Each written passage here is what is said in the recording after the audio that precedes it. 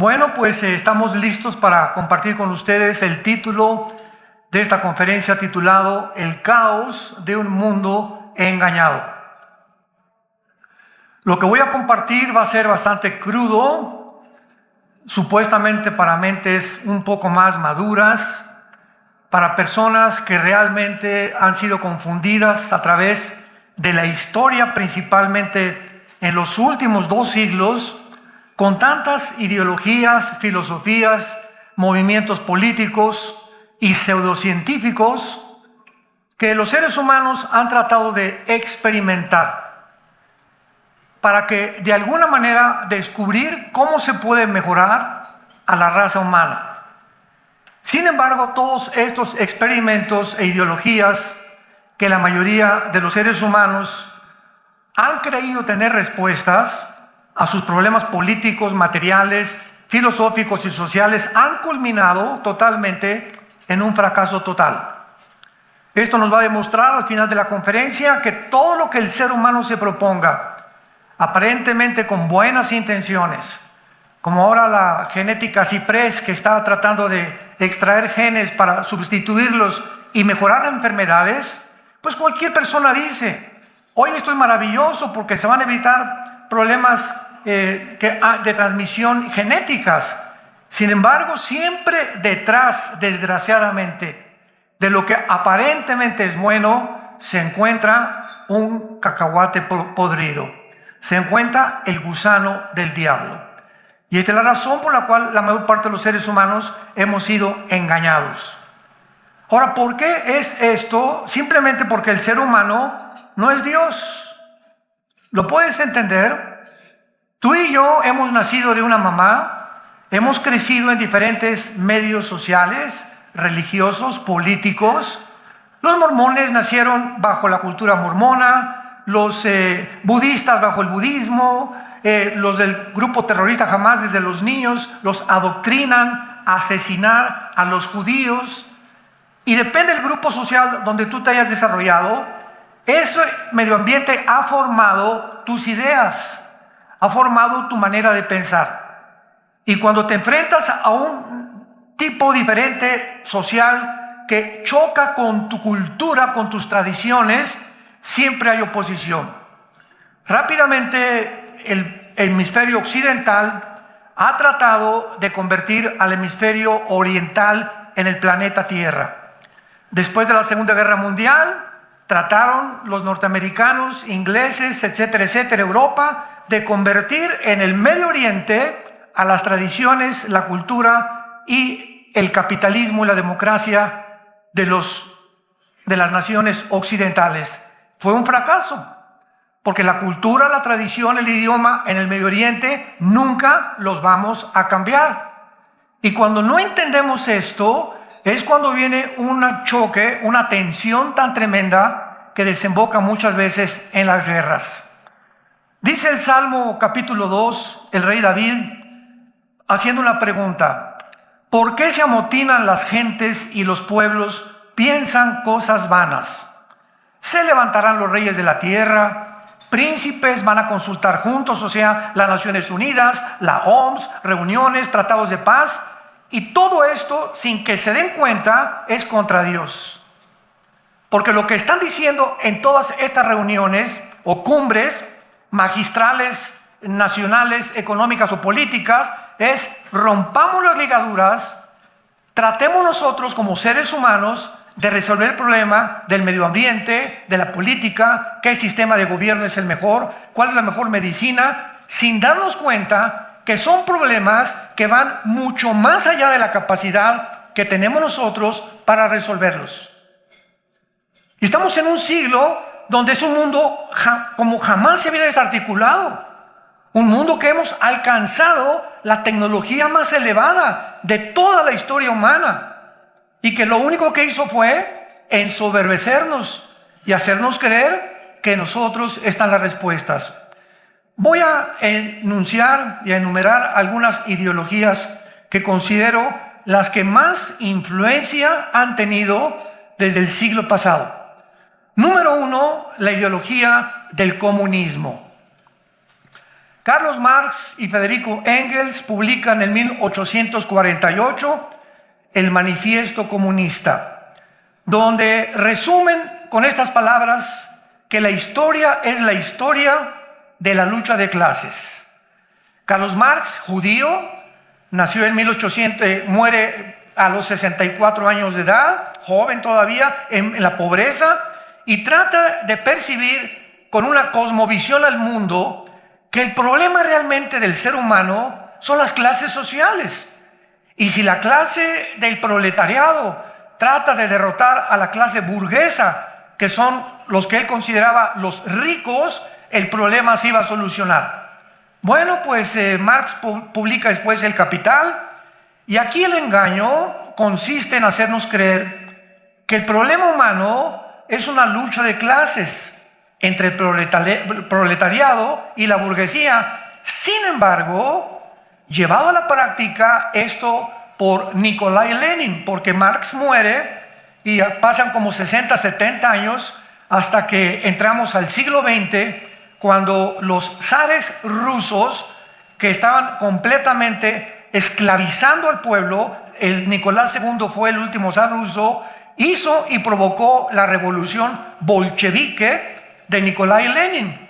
Entonces este hombre levanta al pueblo en armas y pone en práctica la filosofía de Marx. Así que pasaron casi 70 años para que esta ideología marxista, leninista, o la dialéctica materialista, como también se conoce, fuera llevada a la praxis. ¿Y qué es lo que esperamos? Lenin comienza a implantar el comunismo y establece el siguiente principio. Estoy convencido, pocos meses antes de morir, que para que una revolución triunfe, tenemos que asesinar y eliminar al mayor número de personas. ¿Qué pasó después de que murió Lenin? Viene José Stalin, uno de los asesinos más grandes del siglo XX. Acaba matando a su propia familia con la paranoia que él tenía.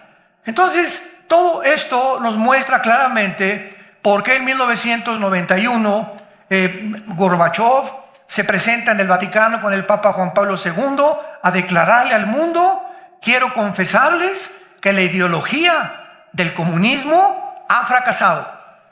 No es imposible que el ser humano pueda llegar a alcanzar una meta tan idealística y una meta tan utópica para poder cambiar la sociedad.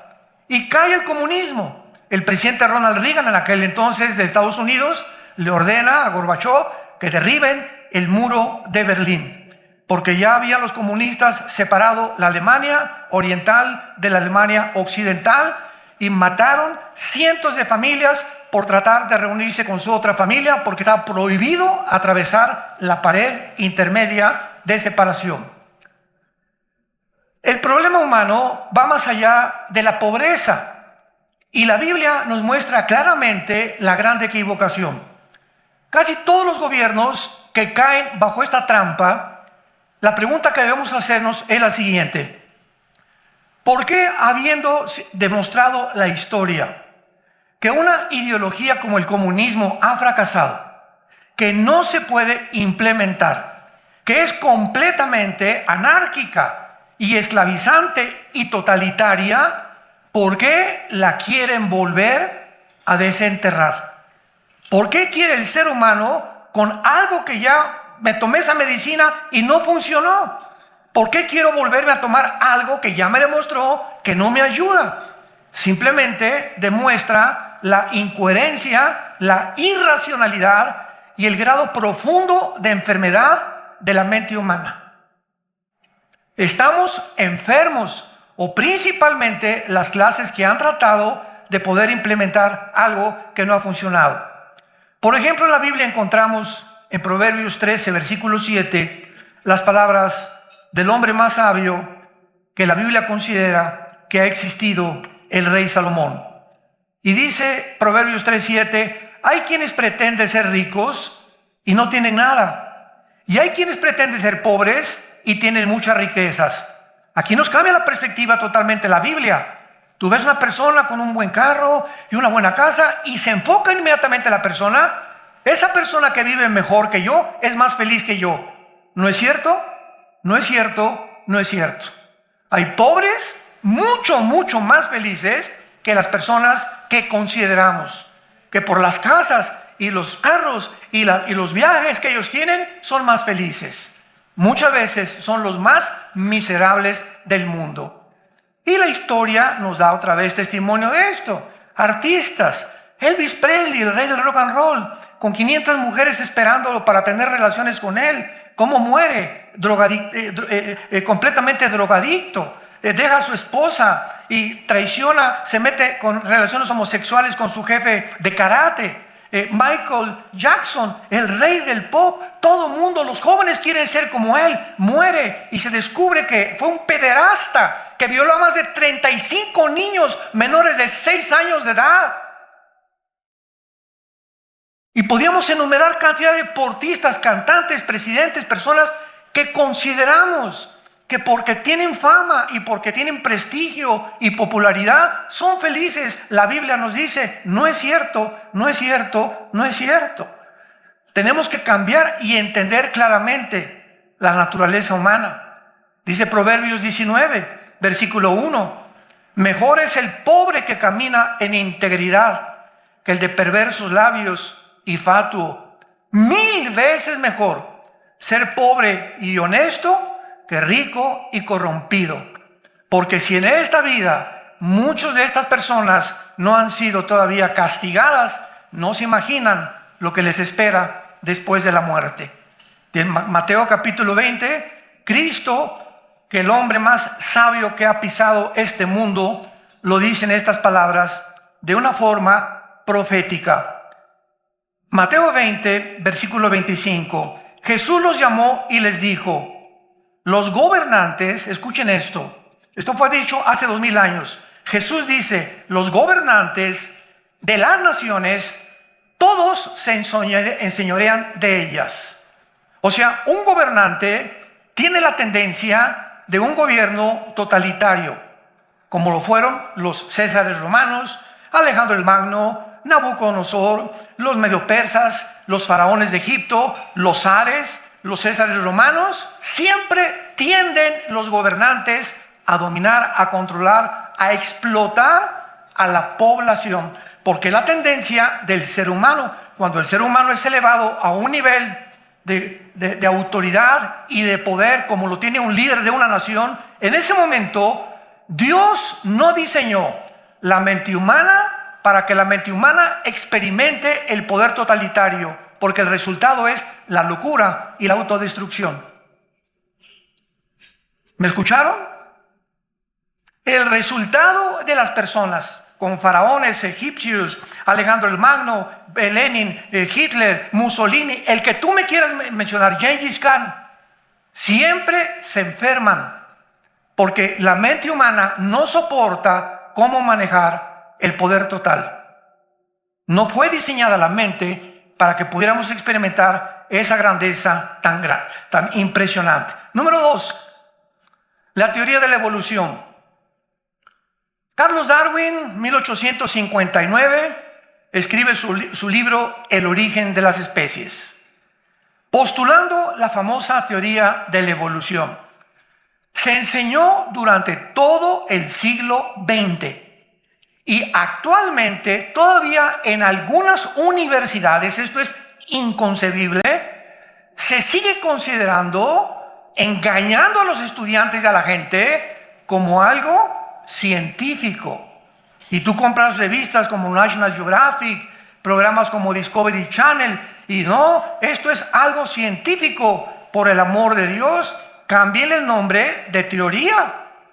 Porque si se sigue postulando como teoría, es mera especulación, hipótesis, filosófico. Y además, cuando se descubre el ADN, 1954, por el doctor Crick y el doctor James Watson, premios Nobel de medicina, echa completamente por la borda la famosa teoría de la evolución. O sea, la genética demuestra que el famoso eslabón perdido no está perdido, porque en el genoma humano no hay un eslabón perdido. Jamás mezclarás a un caballo con una burra, porque van a ser una mula híbrida por haber violado las leyes de la genética de los equinos. Un perro nunca se va a cruzar con una gata, ni un gato con un ratón, ni un rinoceronte con una leona. Ahora, esto nos demuestra claramente la imposibilidad de una teoría pseudocientífica que se seguía enseñando y siguen enseñando la mayor parte de los ateos. Voy a ver el ateísmo más adelante. Pero son mentes enfermas que se encasillan y se encarcelan, no ven las evidencias de la genética, no ven las evidencias de la biología. La biología niega la evolución. Los aminoácidos, que son los ladrillos de la vida, impedirán la evolución. La primera y la segunda ley de la termodinámica, señores físicos, matemáticos que nos acompañan, ¿qué enseñan las leyes de la termodinámica? Por el amor de Dios. La segunda ley, que todo sufre un deterioro, todo se echa a perder, no hay nada de evolución para arriba, todo es hacia abajo. El Sol pierde millones de toneladas de masa cada segundo. Y cuando se demuestra que el universo tuvo un comienzo y que no es eterno, la teoría de la evolución desaparece física, biológica y genéticamente. ¿Por qué? La quieren seguir enseñando por una simple razón, porque la otra opción es la Biblia. Deja tú la evolución, ¿qué vas a hacer? ¿A qué Dios te vas a volver? Adoramos un Dios empírico. Como evolucionista tienes que ser humanista. Produjo también el empirismo, el ateísmo y el existencialismo. La mayor parte de los ateos creen en la evolución, son humanistas, empiristas, ateos y existencialistas. La filosofía de Jean-Paul Sartre en su libro La náusea y el muro, 1960-63 en Francia, que muere, y antes de morir Sartre, el más grande ídolo ateo después de Nietzsche en el siglo XX, le dice a su hija: hija, durante toda mi vida he tratado de pelear con un Dios que no existe. Mi vida no tiene sentido, no tiene propósito. Si no existe, ¿para qué peleé contra Él? O sea, insostenible el ateísmo filosóficamente. Pero no nos ponemos a pensar. Lo aceptamos, mi maestro lo dijo. Y mi maestro es muy inteligente. Y hemos llegado a lo que se conoce como la espiral del silencio. Tú vas a una fiesta hoy en la noche y hay 10 personas. Son conocidos, algunos amigos, pero tú no sabes cómo piensan las 10 personas. Y de repente uno se levanta y dice: no, Israel es un genocida. Inmediatamente piensas, esa persona es un antisemita. Pero nadie en tu grupo de personas, de 10 personas en la mesa, nadie lo contradice. Todos se quedan en silencio. Te despides en la noche, muchas gracias, vas con tu esposa de regreso a tu casa y vas en el camino en tu auto. ¿Por qué yo lo permití? ¿Por qué no dije en contra algo de lo que se expuso? Y la razón es porque tenemos siempre miedo de ir en contra de la mayoría. Y si la mayoría creemos, como nadie contestó, de que realmente es antisemitismo, no quiero luchar contra la mayoría. Y se llama conformismo, señoras y señores. Llegamos al conformismo, la espiral del silencio. Nos da miedo expresarnos. Me da miedo decir a mi maestro: estás equivocado. Porque la mayoría va siguiendo eso. Cuando vinieron los nazis, que vamos a hablar más adelante, en el nazismo, 1943-44, millones de personas venían, jóvenes que no querían en eso, pero bien a toda la gente: ¡Heil Hitler! ¡Heil Hitler! Y levantaban la mano porque no querían ir en contra de la mayoría.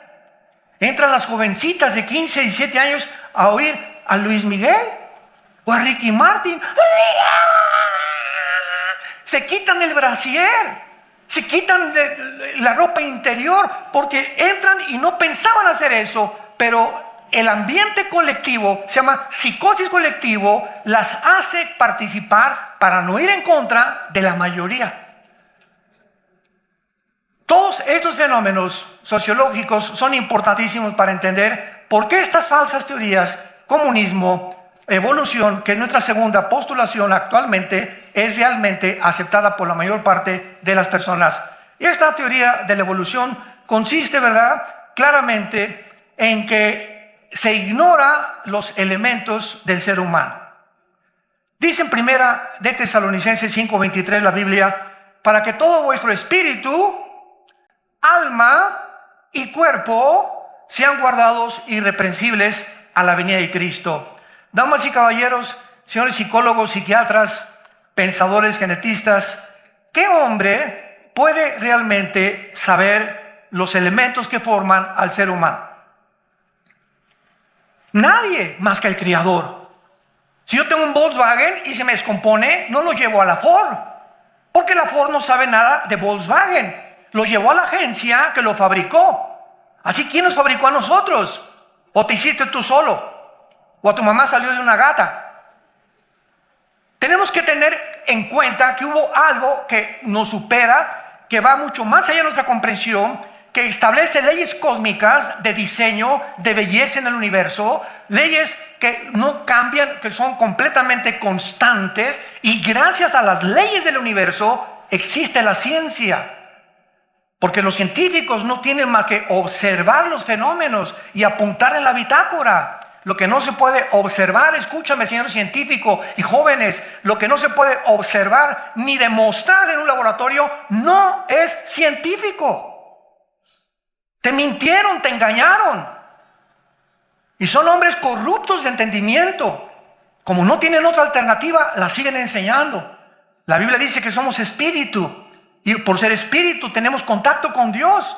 Un conejo, un chango, nunca aprenderá a alabar a Dios. ¿Nunca has visto conejos? Alabaré, alabaré. ¿Por qué? Ni changos, ni simios, ni camellos, ni conejos. Es la característica intrínseca del ser humano que ya por lógica elemental y por mi clara razón me implica y me lleva a una dirección. Tengo que ser diferente a los animales, por el amor de Dios. No puedo venir de una amiba y a través del tiempo haber evolucionado y llegar a un ser humano cuando la genética me muestra que no se puede. Ahora se ha demostrado hace algunos años, el pelo de un caballo es diferente al pelo de una burra. Los pelos. El pelo de un perro genéticamente es diferente al pelo de una gata. El pelo de una gata al pelo de un ratón. En los mismos pelos se encuentra la diferencia entre todas las especies. Y hasta ahorita jamás se ha demostrado la mutación de una especie a otra especie, lo que se llama el eslabón perdido. La Biblia dice que fuimos creados a la imagen y semejanza de un Dios. ¿Por qué? Decía Sigmund Freud, el doctor vienés, ¿cómo es posible que en los seres humanos, en todas las civilizaciones, en todas las tribus, en todas las culturas, hay ese impulso de adorar a algo o a alguien? Freud, en su libro Ello y Ella, concluye: es lógico que tiene que haber algo diferente a nosotros porque el ser humano es incorregiblemente religioso.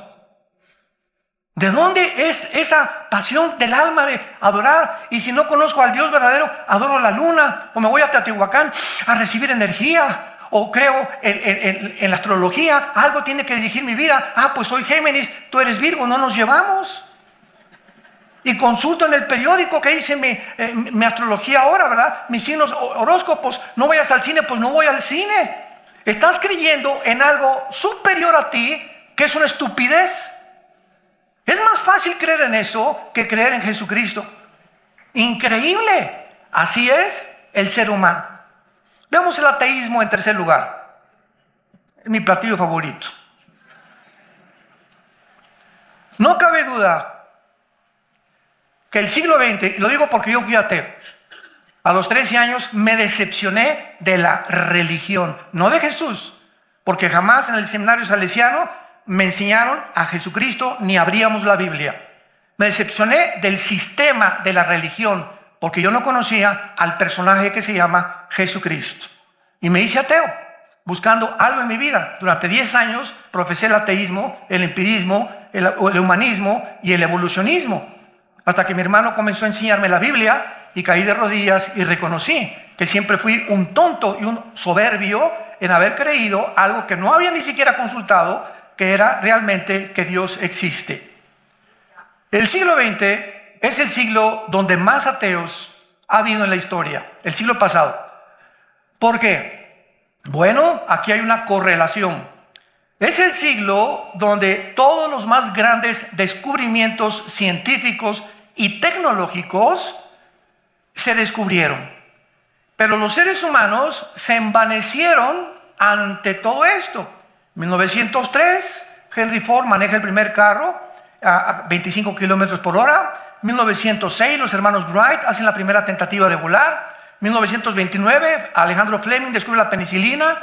1937-38, Roberto Oppenheimer, Enrico Fermi, alemanes e italianos respectivamente, bombardean el uranio 35, produciendo la fisión nuclear, produciendo la primera y la segunda bomba atómica. 1956, la primera plataforma espacial. 1969, llegamos a la luna. 1970, el iPhone, el internet, y de los 75-80 para acá, ¿qué nos sorprende?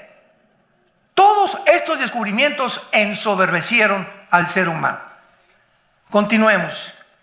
Bertrand Russell, les voy a mencionar los principales ateos del siglo pasado, todos hijos de Friedrich Nietzsche, que voy a hablar a continuación de él. Pero tenemos a Bertrand Russell, se casa 5 veces y le preguntan que por qué era ateo, porque no le convenía ser moral. Sam Harris, Jean-Paul Sartre, el padre del existencialismo, escribe el libro El muro. Y Sartre dice, era mi autor favorito Sartre, y dice en uno de sus libros: yo veo el mundo como una pared y me desespera, dice Sartre, en su supuesta honestidad y fidelidad a sus pensamientos y a su filosofía. Veo una pared y veo como que me estrello contra ella porque está más alta que yo. Y dice, estos sueños los tengo continuamente y me doy cuenta que hay cosas que detrás de la pared existen, no sé qué son, pero mi mente finita y limitada no lo puede entender. Esa pared era Dios. Y él quería con su mente intelectual poder derribar a Dios. Tú no existes, pero se veía siempre enfrentándose con algo que se oponía, al grado que le dice a su hija antes de morir: he peleado contra alguien que no conozco, mi vida no tiene sentido ni propósito para vivir, que se le llama el padre del existencialismo. Lo tenemos también a Richard Dawkins, a Carlos Sagan, el más grande astrónomo del siglo XX, que también dijo: el universo no puede tener completamente ni origen ni nada. Sin embargo, Alberto Einstein, antes que Carlos Sagan, casi 45 años antes que él, Einstein dice: Dios no juega a los dados con el universo. Luis Pasteur, y antes de todos estos, Laplace, apúntalo, Laplace, uno de los más grandes científicos, Isaac Newton, que postula las leyes de la gravedad. Escribe 3 o 4 ensayos acerca del libro del Apocalipsis. Blaise Pascal, científico, matemático francés. Einstein, aunque no era cristiano, pero no era ateo. Luis Pasteur. Estas grandes mentes del siglo XVIII, el siglo XVII, eran cristianos. Galileo Galilei, cristiano. Y llegamos al siglo XX y nos ensoberbecemos con el conocimiento.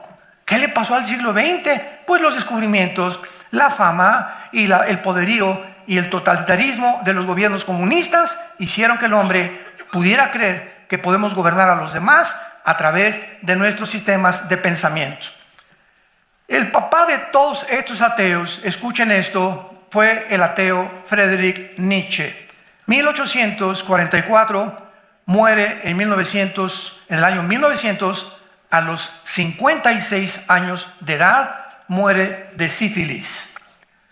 Él escribe Así hablaba Zaratustra, fue un libro que lo leí como 5 veces, y El Anticristo. A los 45 años, Friedrich Nietzsche comienza, su hermana, que fue alguien, estuvo con él hasta el día de su muerte, comienza a notar en su hermano que tenía síntomas de demencia y de suicidio. Muchas veces Nietzsche quiso matarse y salía muchas veces en la noche encuerado, casi en calzones, gritando: ¿dónde está Dios? ¿Dónde está Dios? ¿Dónde está Dios? Con una lámpara. Acabó totalmente, ¿verdad? Lo sabemos, en la locura total. Lo internaron en un hospital psiquiátrico, se vuelve homosexual, y Nietzsche se burla de la humildad y de la mansedumbre de Jesús. Porque para la cosmovisión de Nietzsche, el ser humano no podía ser débil y para él la debilidad es ser humilde y ser manso de corazón, que fueron las primeras características de Jesucristo. Entonces una persona así dijo, no es posible para mí que pueda ser una persona vencedora. Además, critica a Cristo porque no se defendió cuando lo crucificaron. Me río porque esto ya es verdadera locura. Y lo mismo lo dijo el Dalai Lama, le dijo al Pablo en 1990, el Dalai Lama le dijo al Papa Juan Pablo II, yo no creo en Cristo porque fue un débil que escogió a hombres pescadores del vulgo, hubiera escogido hombres sabios y hubiera triunfado. Esta es la cosmovisión, nótenlo, de los seres humanos que desconocen que los pensamientos de Dios no son nuestros pensamientos. Así como son más altos los cielos que la tierra, los pensamientos de Dios tienen que ser, si existe Dios, más altos que los nuestros. Entonces Dios escoge de una manera deliberada que su Hijo baje al mundo y nazca en un pesebre. Con vacas, becerritos, toros, en una pobreza impresionante. Él escoge que su Hijo trabaje como carpintero. Él escoge que su Hijo se despoje no de su deidad, sino de sus atributos y de su poder. Y baja al mundo y continuamente repite esta frase: no he venido a hacer mi voluntad. Vengo a demostrarles a la raza humana que huyamos de nuestro ego. Que huyamos de nuestro ego. La filosofía de Jesús era principalmente que el mayor enemigo que tengo en mi vida, dentro de mí, realmente, el animal que tengo dentro es mi ego. El enemigo más grande en un matrimonio es la lucha de egos. Cada quien quiere imponer su voluntad y a ver quién gana. Y así podíamos seguir. Jesús viene a desbaratar todas estas clases que hemos establecido, y el apóstol Pablo escribe en su primera carta a los Corintios, capítulo 1, estas palabras: porque la palabra de la cruz es locura a los que se pierden. O sea, fue locura para Nietzsche, fue locura para el Dalai Lama, pero a los que se salvan es el poder de Dios. Pues ya que en la sabiduría de Dios el mundo no conoció a Dios, mediante la sabiduría agradó a Dios salvar a los creyentes por la locura de la predicación. Viene Dios y dice: ustedes así como son piensan, voy a contradecir sus pensamientos, y la forma como los voy a salvar va a parecer locura a los griegos, a los religiosos. ¿Cómo el Hijo de Dios se dice Hijo de Dios? Si está escrito en la ley, decían los judíos, maldito el que es colgado en un madero. No, racionalmente, teológicamente, no puede ser el Hijo de Dios. Y los griegos, ¿cómo puede? Él no es como Sansón, él no es como Zeus, él no es como nuestros dioses, él no puede ser el Hijo de Dios. Nuestros dioses no permitirían eso de un hijo. Dios lo hizo a propósito para enloquecer nuestro entendimiento y nuestra sabiduría. A propósito lo hizo Dios. Y más adelante dice el apóstol Pablo: porque lo insensato de Dios es más sabio que los hombres, y lo débil de Dios es más fuerte que los hombres. Pero miren, hermanos, vuestra vocación. No hay muchos sabios, no hay muchos Einstein, no hay muchos Bocelli, no hay muchos Pavarotti, no hay muchos Laplace, no hay muchas personas así renombradas, ni muchos poderosos, sino que lo necio del mundo escogió Dios para avergonzar a los sabios. Y lo débil del mundo escogió Dios para avergonzar a lo fuerte. ¿Por qué Dios hizo todo esto? Para que nadie se jacte en su presencia. Para que cuando yo diga Bocelli, ¿verdad? Se juntan miles de personas a oírlo, a Pavarotti o un concertista. ¿Y qué es lo que adoramos? ¿Qué voz tiene? Él debería decir realmente, ¿verdad? Esa es la honestidad de un ser humano. Que no es mi voz, yo nací con ella. ¿Y quién te la dio? Dios. Messi, un prodigio. Le preguntaba a un entrenador de fútbol: ¿a quién considera usted mejor? ¿A Cristiano Ronaldo o a Messi? Y digo, bueno, Cristiano Ronaldo creo que es el mejor jugador del mundo, pero Messi es un mago. O sea, nadie puede compararse las cosas que él saca de la bolsa, y él mismo lo dice. ¿Qué es lo que ha hecho que Messi no se ensoberbezca? Su humildad. Y ya lo pone, y te sube Dios te sube, mientras más reconozcas que todo viene de Él. Ser agradecidos en todo. Lo que tú tienes no viene de ti. Hey, yo me he esforzado y fui a la universidad y he trabajado como burro y picado piedra. ¿Y quién te dio las fuerzas? ¿Y quién te dio la mentalidad? Cuando tú te deshagas de tu ego y pongas los ojos en el cielo, no te imaginas 5 veces más las bendiciones de Dios caerán sobre tu vida y tu familia.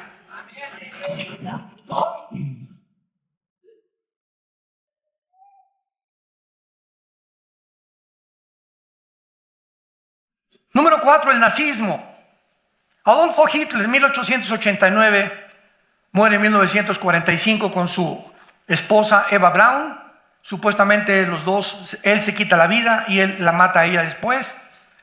Funda el Partido Nacional Socialista en Alemania, escribe Mi lucha, en alemán Mein Kampf, que este libro yo lo leí también como 2 veces, era uno de mis libros favoritos.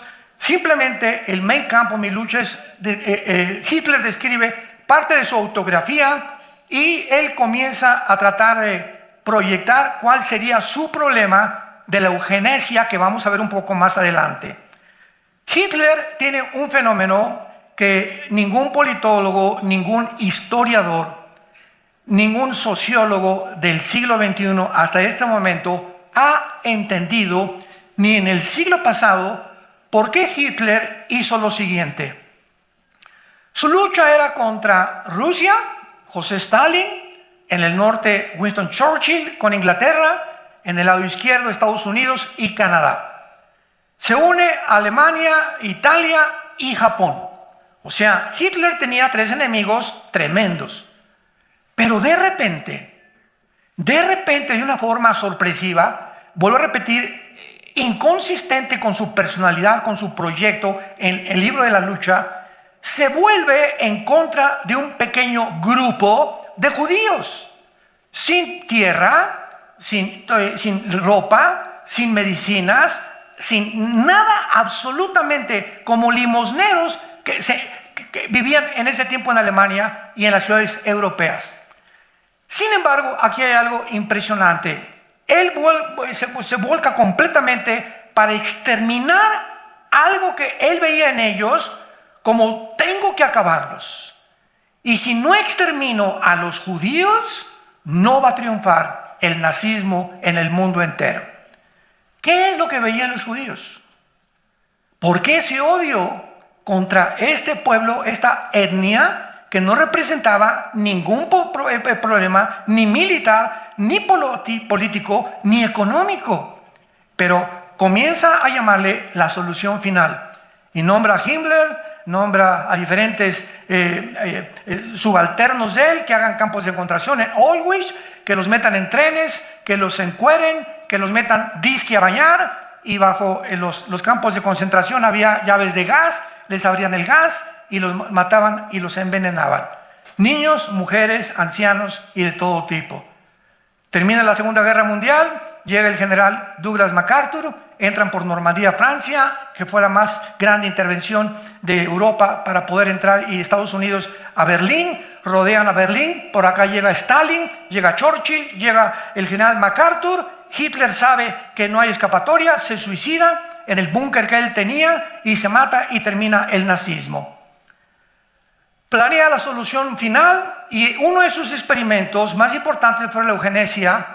La eugenesia es la aplicación de las leyes biológicas de la herencia, escúchame con atención, para perfeccionar al ser humano, que es el mismo proyecto del actual Foro Económico Mundial que dirige un hombre alemán, Klaus Schwab, con su consejero Noah Harari, que acaban de declarar: la Biblia no existe, Cristo no existe, vamos a crear una super raza.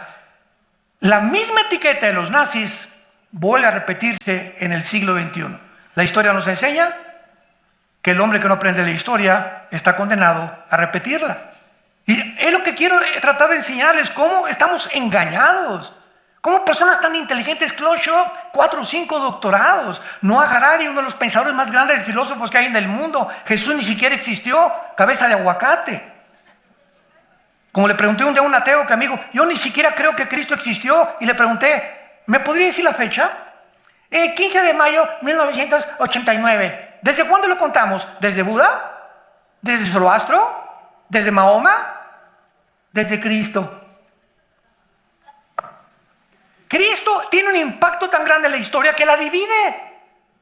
De llegar a la irracionalidad y a la locura de negar que Cristo existió por el amor de Dios. ¿En qué consiste el engaño del nazismo, que está etiquetado ahora con diferentes ideologías y proyectos en creer que hay una raza superior? Como le dijo Hitler, la raza aria, en creer que pueden triunfar los gobernantes totalitarios. El antisemitismo no es solamente un indicador de una cultura declinante, sino también del juicio inminente de Dios. Una vez tuve una discusión con un muchacho y me dice, no, es que los judíos no sé qué cosa. Le dije, bueno, le dije, tú eres un antisemita. Y me dice, no, claro que soy un antisemita. Y le dije, bueno, pero vamos a tratar de determinar los términos, porque si vamos a tener un debate, vamos a definir los términos. ¿Tú me puedes definir qué es un antisemita? Y se quedó así. Bueno, pues le dije, te lo voy a recordar, es una persona que odia a un judío por ser judío. Ese es un antisemita. No, por ser judío. ¿Y qué te hizo a ti ese judío? Es que leí los protocolos de los sabios de Sión. El libro que escribieron los zares rusos antes del siglo XIX y que Hitler lo devoró y creyó. Y el libro de los protocolos de los sabios de Sión formó parte del programa de los nazis para exterminar a los judíos.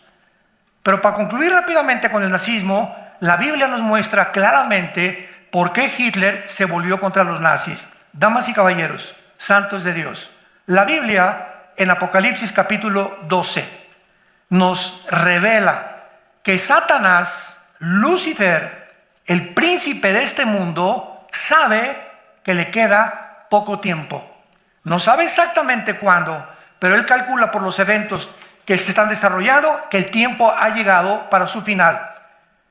Satanás sabe que si él usaba a Hitler para exterminar a los judíos no iban a poder recobrar su nacionalidad, que fue el milagro de toda la historia el 14 de mayo de 1948, cuando David Ben Gurión es nombrado primer ministro de Israel, del Estado libre, soberano, independiente de Israel, después de que este grupo étnico por casi 2000 años fueron expulsados.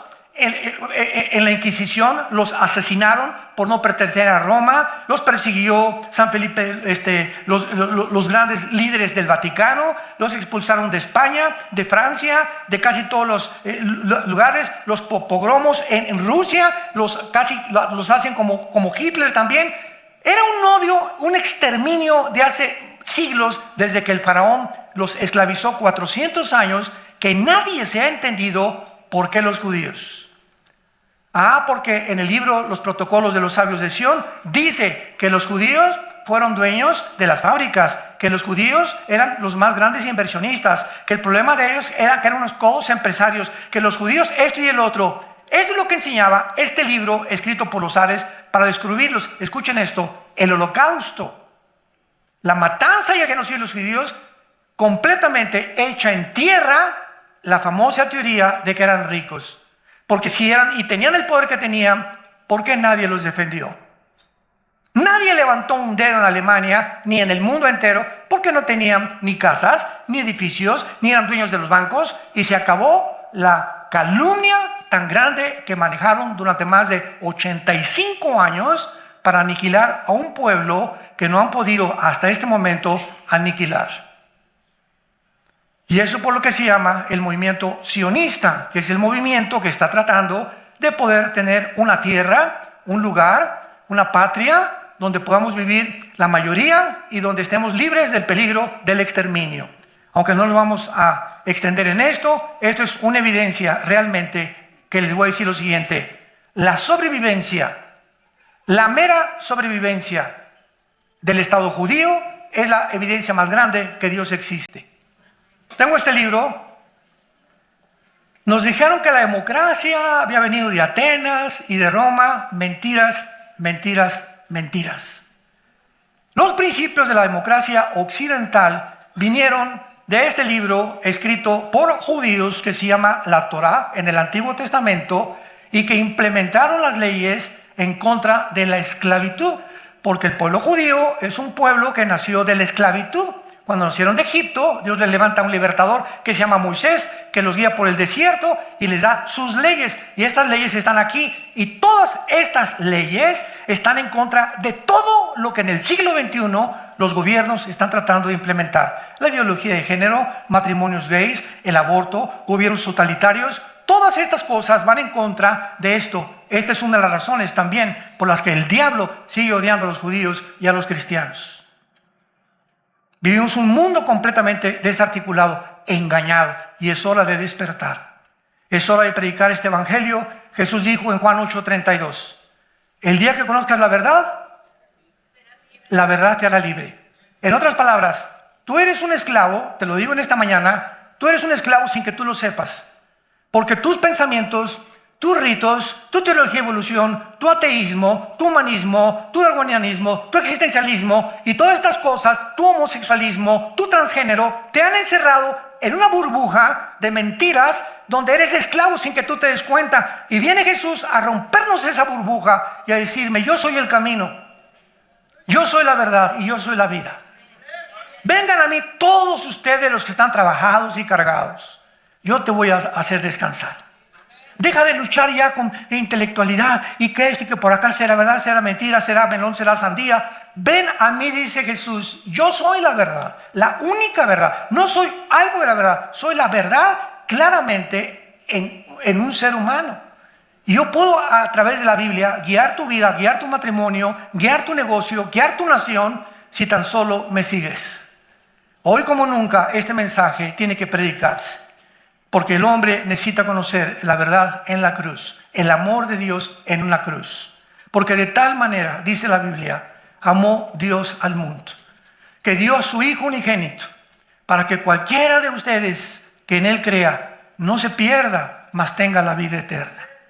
Mas Dios muestra su amor para con nosotros, en que siendo aún pecadores, Cristo murió por nosotros. Él fue herido y despreciado entre los hombres, varón de dolores, experimentado en quebranto. Ciertamente llevó Él nuestras enfermedades, sufrió nuestros dolores. Lo tuvimos por desechado, por abatido de Dios, pero Él cargó en esa cruz lo que tú merecías pagar y lo que yo merecía pagar.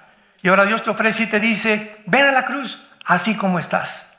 No me importa que me digas soy narcotraficante, soy homosexual, soy lesbiana, soy borracho, parrandero, jugador, engañador, fraudulento, ateo, creo en la evolución. No me importa. Ven a mí, dame oportunidad, dice Dios, de entrar a tu vida. Ábreme la puerta de tu corazón. Permite, ya has buscado por muchas partes. Yo busqué, no se imaginan tanto lo que yo busqué en mi vida. Cuando encontré a Jesús hace 49 años, supe hace 49 años que ya no tenía a quién buscar. Él era lo que yo estaba buscando en las filosofías del mundo. Él era lo que mi alma deseaba. Él era lo que realmente me iba a dar satisfacción a mi vida de ahí en adelante. Y le dije a Jesús, entra a mi vida, Señor, te necesito. Te pido perdón por mis pecados y te doy las gracias por tan grande salvación. ¿Cuántos de ustedes en esta mañana, después de este mensaje, inclina tu cabeza, le van a pedir a Jesús entrar a tu corazón? Te voy a ayudar con estas palabras. Esta mañana, ninguno de ustedes ha venido por coincidencia. Las coincidencias no existen. Hay un propósito determinado de Dios desde que tú naciste, de que conocieras esta mañana a su Hijo Jesucristo, que fue crucificado, enterrado y resucitado a los 3 días. Ahora Dios te pide que te arrepientas de tu vida, que te vuelvas a Él con todo tu corazón y que le digas estas palabras. Señor mío y Dios mío, te pido perdón por mis pecados, por mi soberbia, por mi ego. Creo que en esa cruz con tu sangre preciosa pagaste por mí. Creo que a los 3 días venciste la tumba para entrar en este preciso momento a mi vida como mi Señor y mi Salvador. Te pido, Señor, que de aquí en adelante la corta vida que me queda la pueda yo vivir con sentido y con propósito, sabiendo que existes, porque ahora sé que cuando yo muera, moriré en paz. Porque en ese momento recordaré que mis pecados los has perdonado en la cruz de tu Hijo Jesucristo, en quien oro y te doy las gracias.